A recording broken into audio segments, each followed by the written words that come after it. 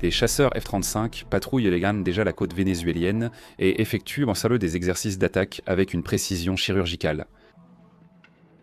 Le mouvement militaire des États-Unis dans la région n'est pas symbolique. Il est stratégique et a une cible claire, le régime de Nicolás Maduro.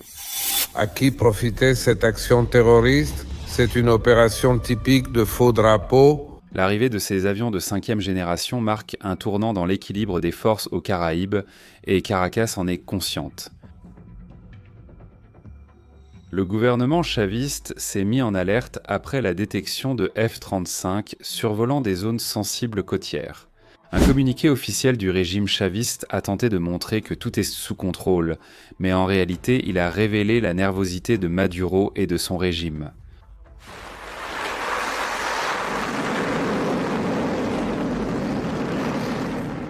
Les F-35 sont vus comme un chef-d'œuvre de l'ingénierie militaire moderne. Avec une technologie furtive, des capteurs de renseignement en temps réel et une capacité d'attaque sur plusieurs cibles simultanées, les chasseurs F-35 ne font pas que patrouiller, ils dominent l'espace aérien.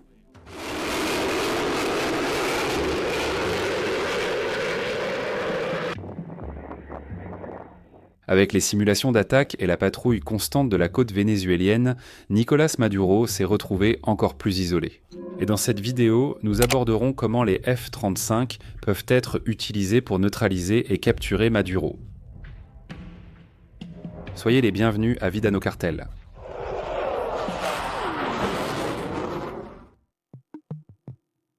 Si Trump autorise une action militaire contre Maduro, les F-35 garantissent une supériorité aérienne absolue. Ils ont été conçus pour des scénarios complexes, où le terrain, le climat et les menaces exigent précision et agilité. Aucun autre chasseur ne regroupe autant de capacités sur une seule plateforme. Le Venezuela essaye de réagir, mais son armée de l'air manque de compétitivité. Les chasseurs Sukhoi achetés à la Russie sont les plus modernes que possède le Venezuela, mais ils rencontrent déjà des problèmes de maintenance. Quant aux F-16 qui datent des années 1980, ils sont obsolètes et n'ont pas été modernisés. Le reste de la flotte comprend des avions de patrouille et d'entraînement sans capacité offensive réelle. Les pilotes américains s'entraînent depuis des années dans des environnements similaires à ceux du Venezuela. La jungle, le climat tropical et les menaces asymétriques font partie de la formation des opérateurs de F-35. Pour piloter l'un de ces chasseurs, il faut passer par un processus rigoureux, technique et psychologique qui ne sélectionne que les meilleurs. Devenir pilote de F-35 est l'un des processus les plus exigeants et sélectifs des forces armées américaines. Les candidats passent par des années de formation technique, physique et psychologique, étant soumis à des tests rigoureux qui évaluent aussi bien les réflexes en situation de combat que la capacité à opérer des systèmes de renseignement et de navigation furtive.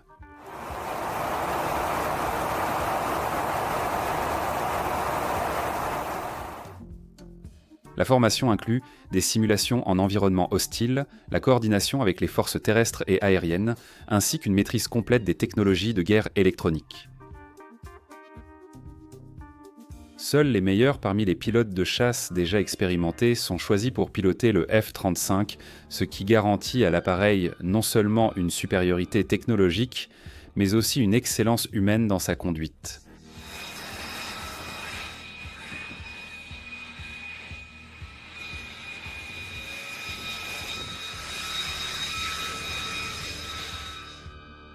Maduro, se sachant encerclé, cherche le soutien de la Chine, de la Russie et de l'Iran, mais ces pays sont déjà engagés dans leurs propres conflits. En Amérique, ses alliés sont Cuba et le Nicaragua, des pays sans capacité militaire pour offrir un soutien pertinent. Ainsi, l'isolement international du dictateur chaviste devient de plus en plus évident. Mes salutations. En ce matin du 8 octobre de 2025, depuis minuit, 0 heure,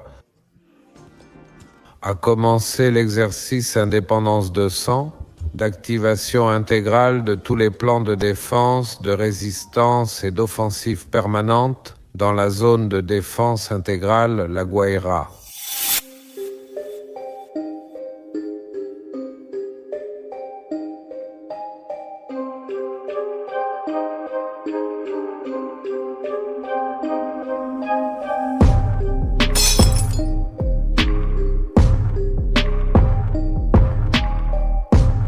Au Brésil, le président refuse de prendre position publiquement. Malgré la relation historique avec Maduro, le gouvernement brésilien craint une réaction interne négative et surtout une réponse directe de Donald Trump. Le silence diplomatique du président brésilien est une tentative de rester neutre face à l'escalade militaire. Mais tout le monde connaît son alliance historique avec Nicolás Maduro et le régime chaviste.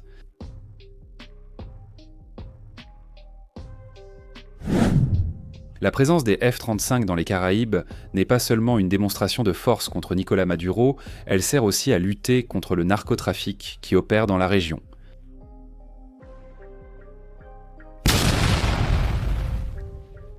Les chasseurs peuvent identifier et détruire avec précision des pistes clandestines, des dépôts de drogue et des avions liés à des opérations illégales. Ces chasseurs ont déjà servi lors de missions en Syrie et en Irak contre l'État islamique, en soutien à la coalition internationale et lors de patrouilles en mer de Chine orientale pour la défense de Taïwan. Chaque opération renforce la confiance des États-Unis dans la capacité des F-35 à intervenir dans n'importe quel scénario mondial. Le Pentagone n'a pas seulement envoyé des avions de combat. Les Marines Hiders, troupes d'élite des fusiliers marins, ont aussi été déployés dans la région.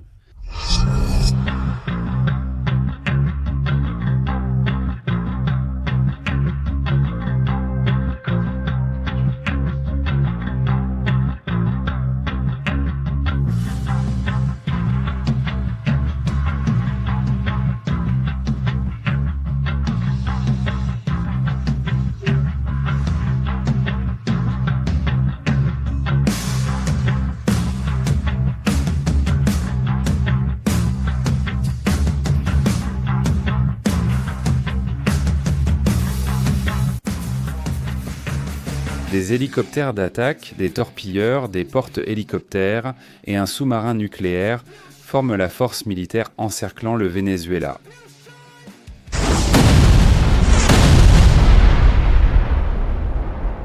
La base militaire de Porto Rico a été réorganisée pour devenir un point logistique de l'opération Cercle Final, visant à neutraliser définitivement le régime de Maduro.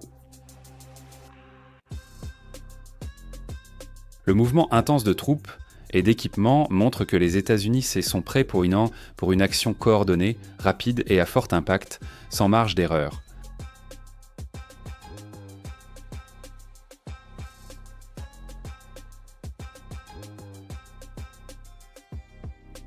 Maduro, désespéré, a pris la population comme bouclier humain. Des civils sont placés à proximité des installations militaires pour éviter les attaques. Cette tactique montre le mépris du régime pour la vie du peuple vénézuélien qui subit depuis des années temps mort, enlèvements, censure et violences extrêmes.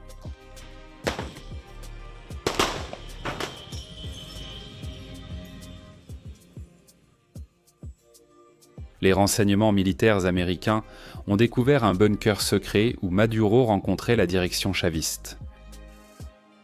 L'hélicoptère présidentiel est aussi désormais surveillé.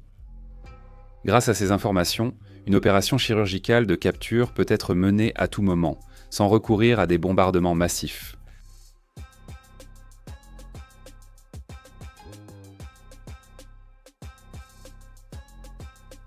Les F-35 sont essentiels à cette opération. Ils neutralisent les défenses aériennes, ouvrent des couloirs sûrs et assurent la couverture des Marine Raiders lors des incursions terrestres.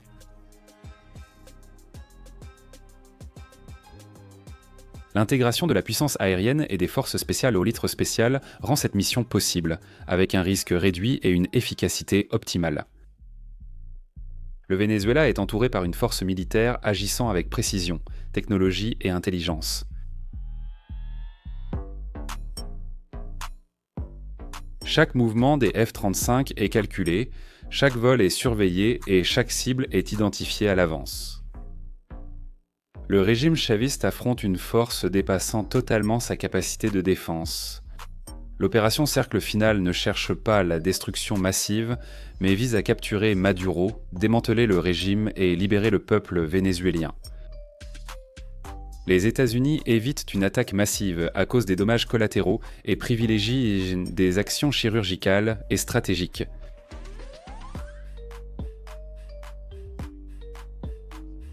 Le siège est en place, la côte est entièrement patrouillée et les cibles sont identifiées.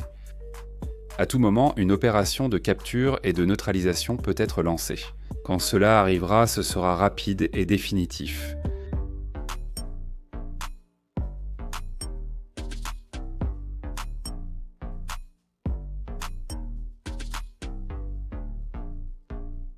Indiquez ci-dessous pourquoi les États-Unis n'ont pas encore mené d'incursion militaire directe au Venezuela. Les débats de notre communauté ont été de haut niveau. Nous, de Vie à la caserne, lisons tous les commentaires avec la plus grande attention.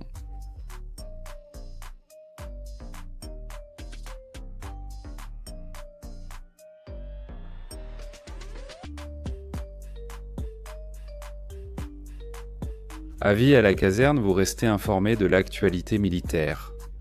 Laissez votre like, abonnez-vous et regardez l'une des vidéos qui apparaissent sur votre écran.